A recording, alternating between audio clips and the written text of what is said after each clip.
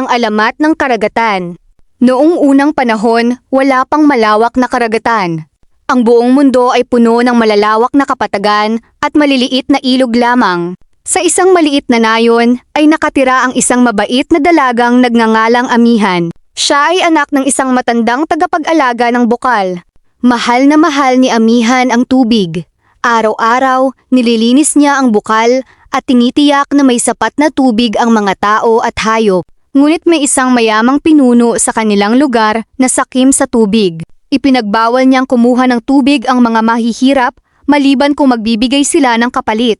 Dahil dito, maraming tao ang nagutom at naghirap. Isang araw, dumating ang matinding tagtuyot. Natuyo ang mga ilog at halos wala ng tubig ang buong nayon. Sa kabila nito, ibinahagi ni Amihan ang kaunting tubig na natitira sa kanila. Nang makita ito ng isang mahiwagang matanda, sinabi niya, "Ang tubig ay biyaya. Hindi ito dapat angkinin ng iisang tao lamang." Biglang dumilim ang langit at bumuhos ang napakalakas na ulan. Patuloy na umulan hanggang sa mapuno ang mga lambak at kapatagan. Ang tubig ay nagsanib-sanib patungo sa isang napakalawak na lugar, at doon nabuo ang unang karagatan.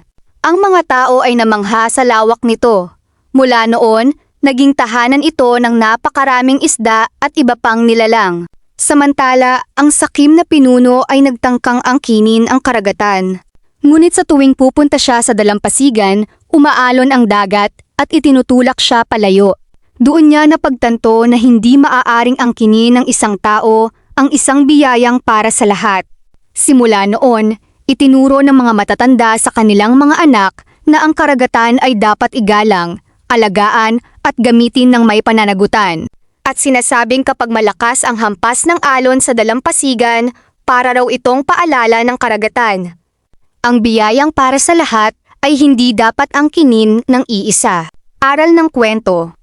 Huwag maging sakim. Ang kalikasan ay biyaya para sa lahat, kaya dapat natin itong pangalagaan at gamitin ng wasto.